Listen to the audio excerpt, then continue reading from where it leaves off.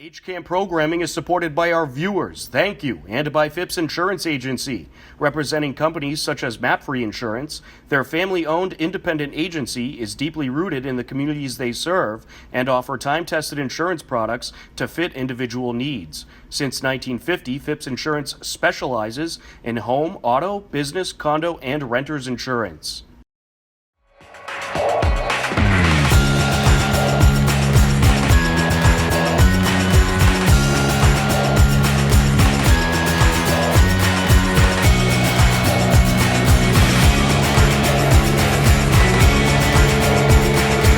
Hello, everyone, and welcome to this edition of HCAM News. I'm HCAM News Director Tom Nappy, here to fill you in with what's happening in Hopkinton. On today's edition of HCAM News, we recap Hopkinton Town Meeting and some of the latest in Hiller sports.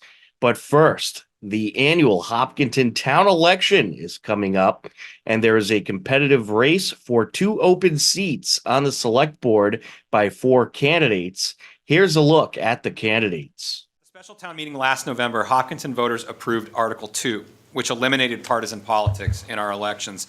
How did you vote on Article 2, and what is your current involvement with party politics?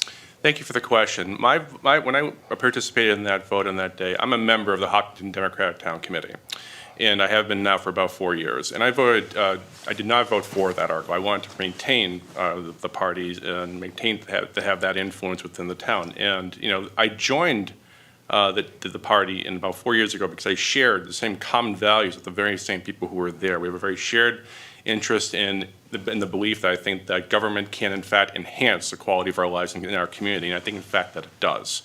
I thought that the vote at the time was very much in reaction to some of the misconduct in the 2023 election, and I thought it was a bit short-sighted in that respect. I make no apology for being a member of the Democratic Party. I do think that it's bigger than one person. It's better than one election. I'm a member of a group of people who are very much civic-minded, a group of people who care very much and very deeply about our community, and I'm very proud to be a member of the party as a result of that. Mr. Herr, how did you vote on Article 2, and what is your current involvement with party politics? I am currently unenrolled, and I supported that article and the disbanding of partisan politics in Hopkinton. Thank you. Mr. Clark, how did you vote on Article 2, and what is your current involvement in party politics? I voted to support it. I am unenrolled as well. I think personally, I've looked over the last couple of years, if we look at what politics has done in this country, and I want to be very clear, to me, this isn't politics. This is public service. This is, a town issue. This is not the same things that we're dealing with at a state or a national level.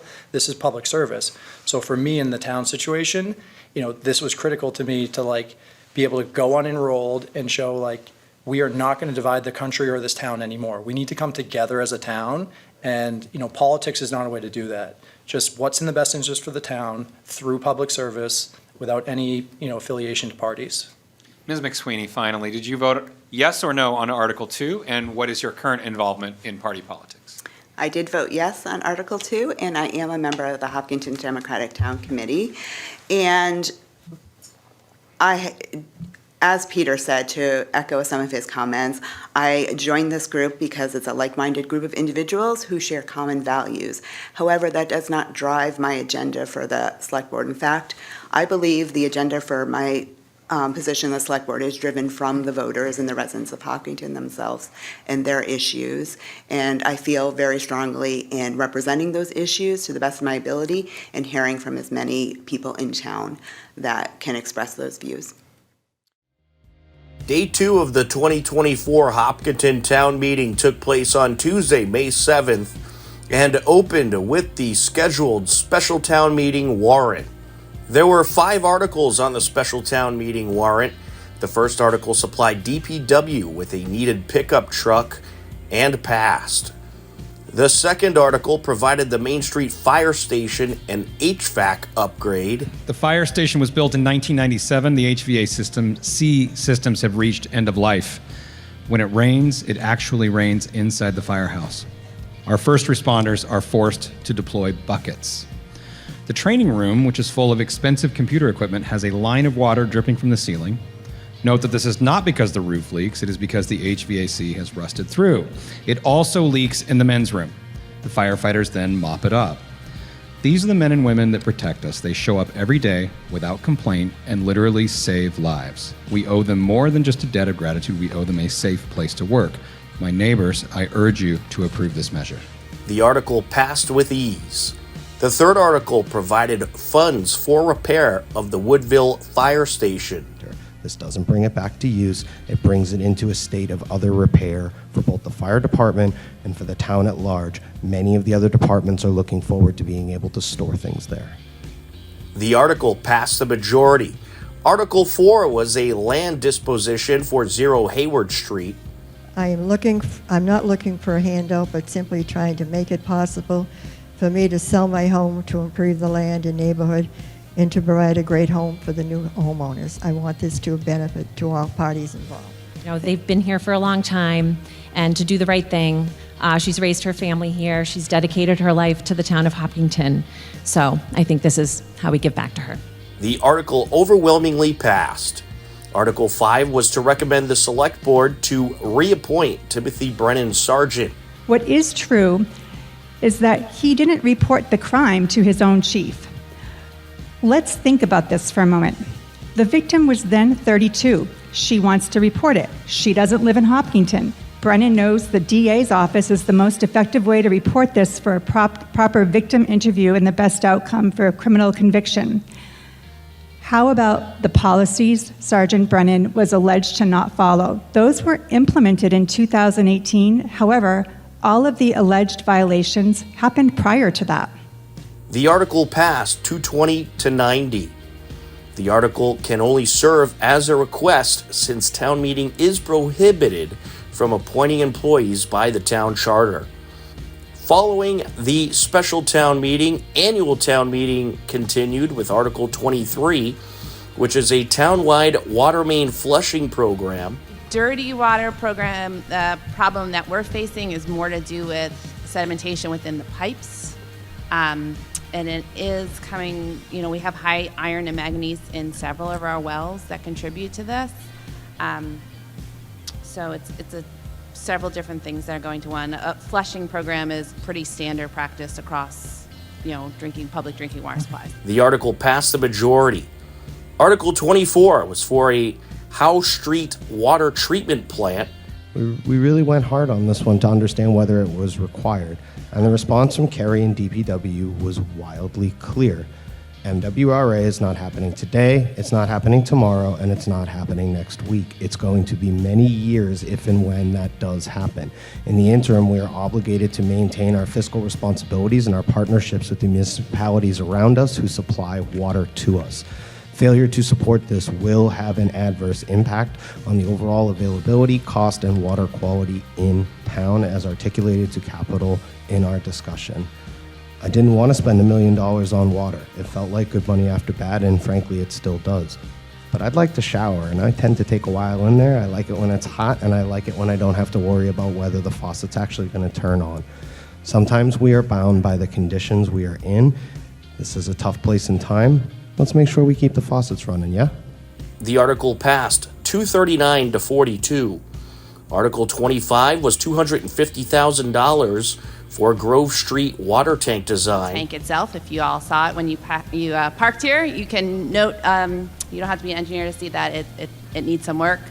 So we need the engineering support. At minimum, we are most likely we're going to have to demolition, and we're going to have to do some environmental abatement, and then we're going to use this funding to determine whether we need to replace it.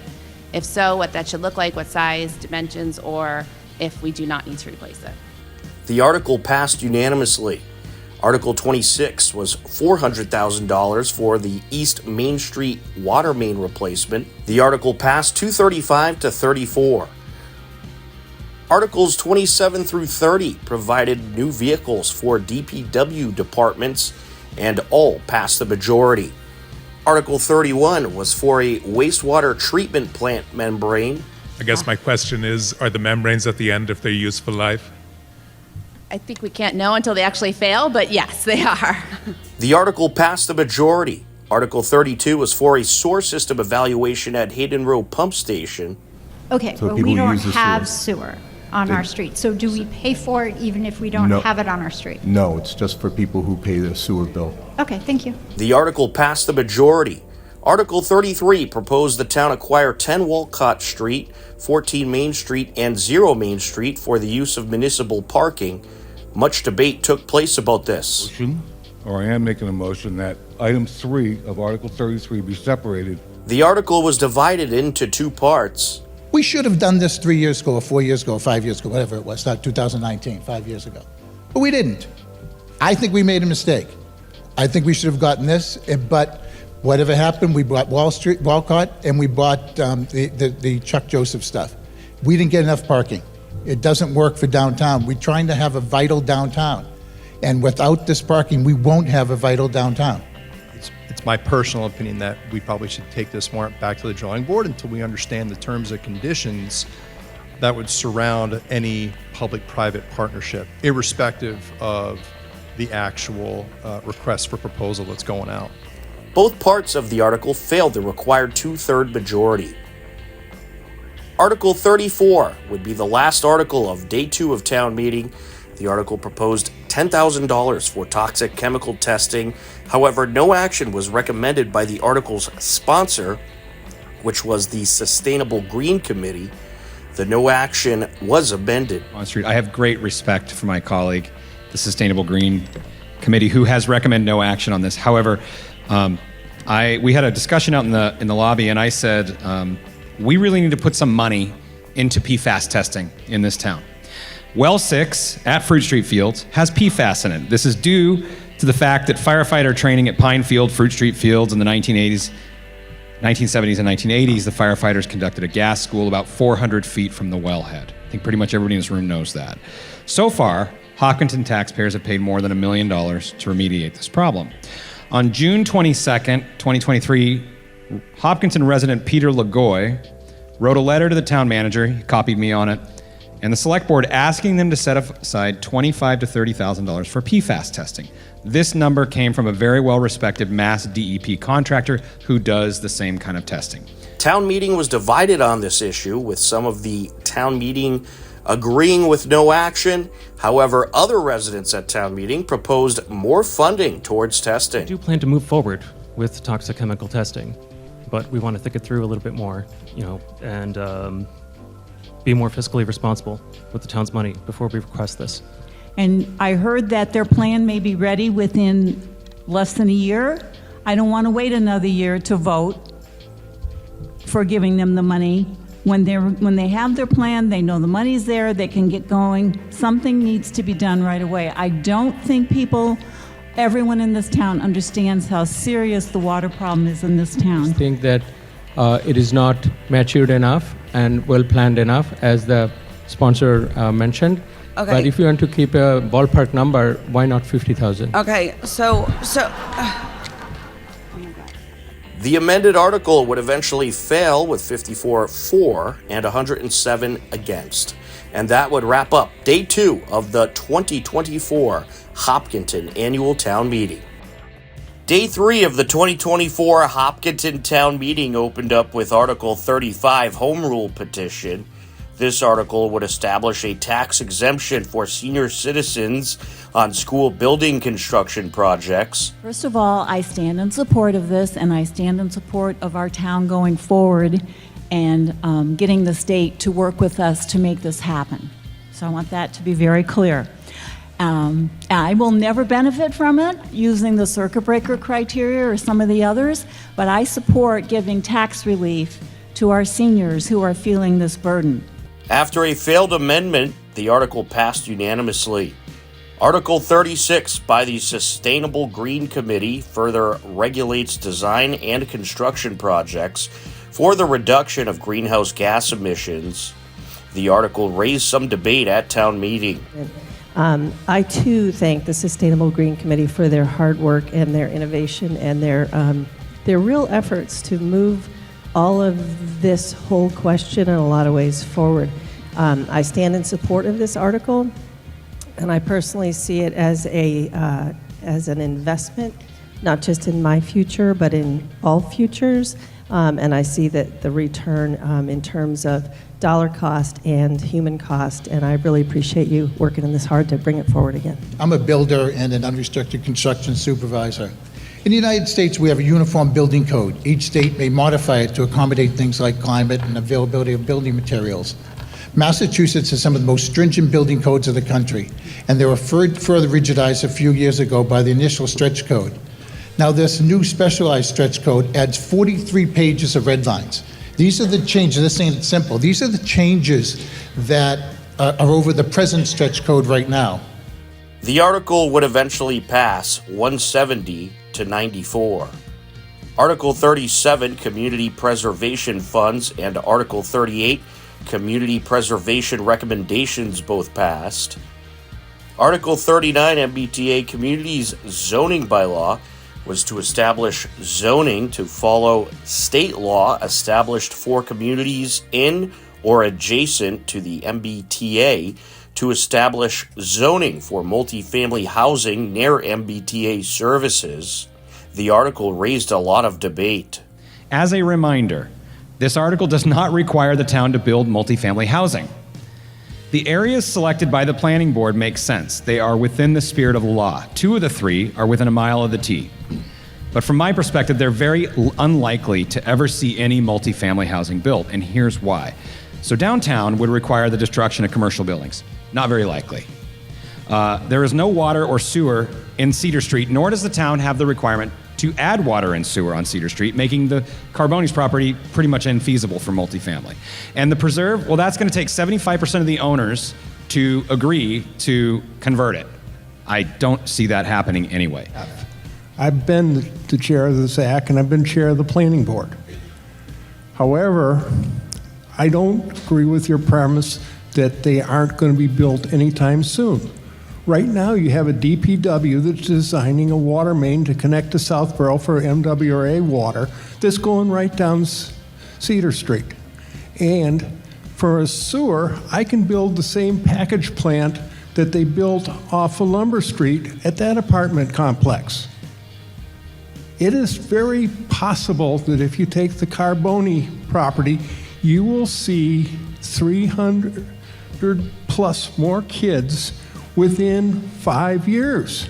After many speaking on both sides, the article would fail town meeting with 118 for and 126 against. Article 40 was to change 1 Colonial Avenue, 81 and 83 Hayden Row addresses from residential to business. This is our access to Hayden Row. It's our only access to Hayden Row. It is our driveway that goes through, as you can see, construction.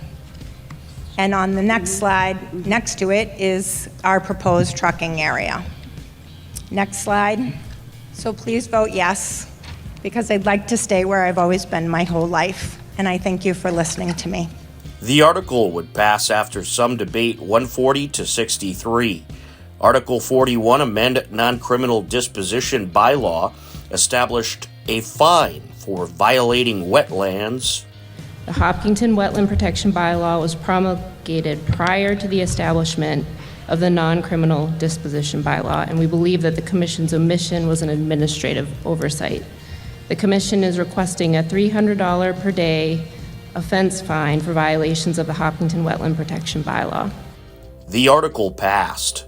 Article 42, General Bylaw Amendment, was set forth to make it possible for non-voting Hopkinton residents to serve on town committees. Briefly, this is an article meant to increase access and participation for residents who may be residents who may not be voters, so that they can participate by appointment on the Appropriation Committee, the Capital Improvement Committee, and the Community Preservation Committee. Currently, those committees have restrictions requiring people to be registered voters, and we would like to open it up so that residents, whether they're registered voters or not, can participate in town government.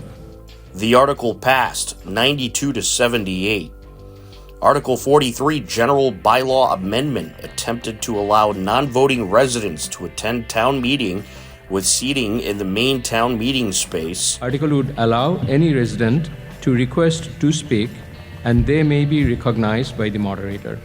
This is new, and it would allow non-voting residents to request to speak to an article. Every once in a while, we're doing, let's do a voice vote, or let's do a clicker vote. So my only concern is that if somebody calls for a voice vote, how do we know that the section that's in here is not voice voting? And so we're doing a hybrid. If we, and we're getting a slippery slope to Mr. Bojijian came in up and said before, we're getting to a slippery slope. Now it's, children can come in here and come in and be recognized.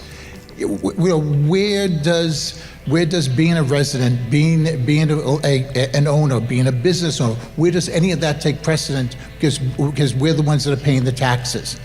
The article failed the majority.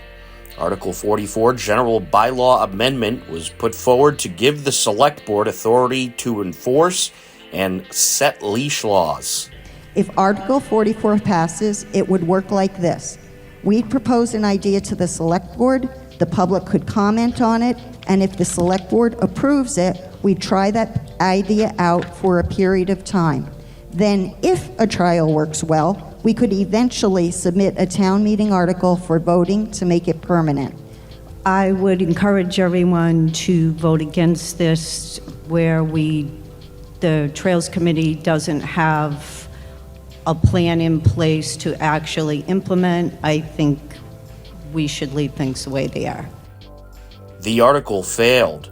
Article 47, Accept Gift of Land, Elmwood 3 Subdivision, passed the majority. Article 48, Easement, Lake Maspinock Dam Operations and Maintenance, gifted land to Hopkinton for operations and maintenance of the dam. It's going to improve long-term operation and maintenance. So this article is asking to allow us to get a permanent easement from the town of Milford to be able to do long-term operations and maintenance of the dam. It does not change any of the approvals that were done last year for other easements that were needed to do the maintenance of the dam and the repairs.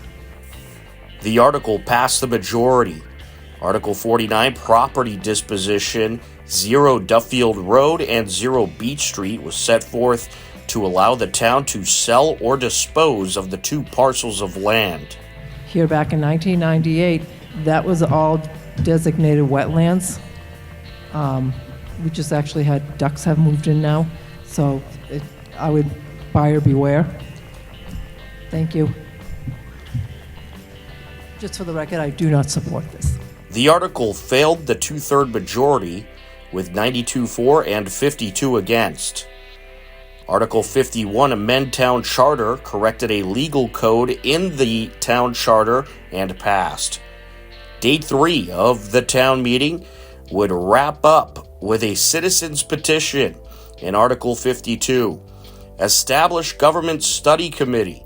The article established a committee featuring 1 appointee by the town moderator, 1 by the town clerk, 1 by the select board, and 4 appointed by the Board of Registrars to study Hopkinton's town government and point out what could possibly be changed. I'd like to point out that the writers of this citizen petition obviously put a lot of faith in our town clerk, because our town clerk appoints 1 by himself, and then he, as a member of the registrars, helps appoint 4.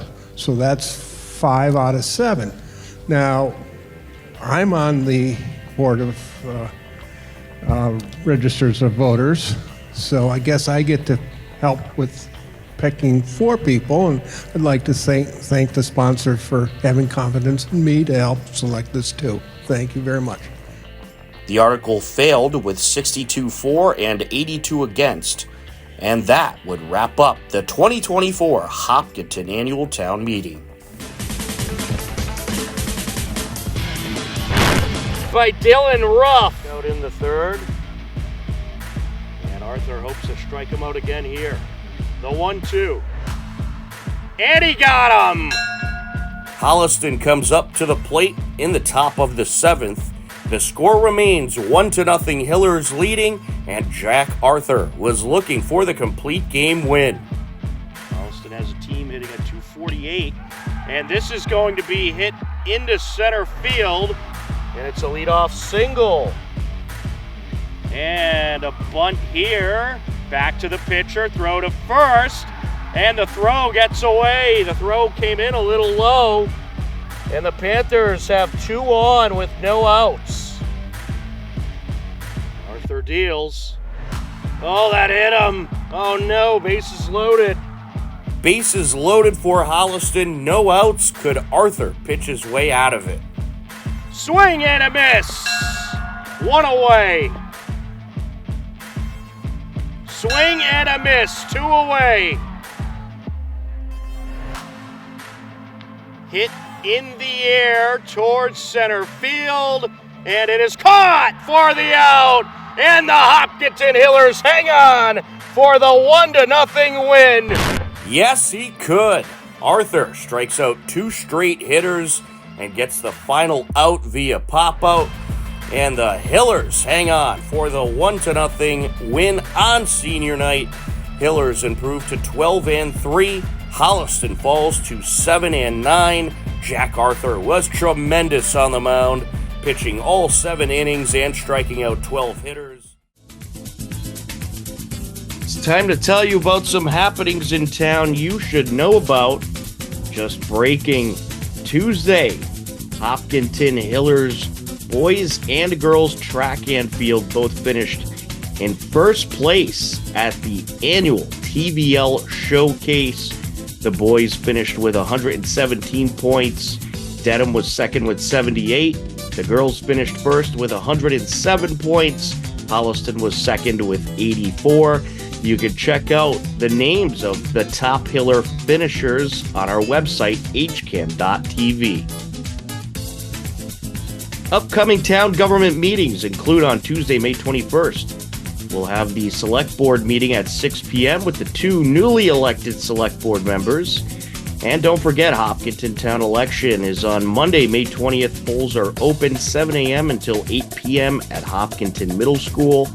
And be sure to tune in for the Hopkinton Town Election Results Show live on HCAM at 8 p.m. on Monday. For more information or to view all upcoming town government meetings, head over to hcam.tv/gov. And of course, for more information, you can go to the town website at hopkintonma.gov. Believe it or not, we are out of time for this edition of HCAM News, but don't worry, next Wednesday at 6:30 p.m., we'll be back. For everyone at HCAM, I'm Tom Nappy. As always, we thank you for watching. Take care, enjoy the rest of your day, and we'll talk to you again soon. Goodbye, everybody.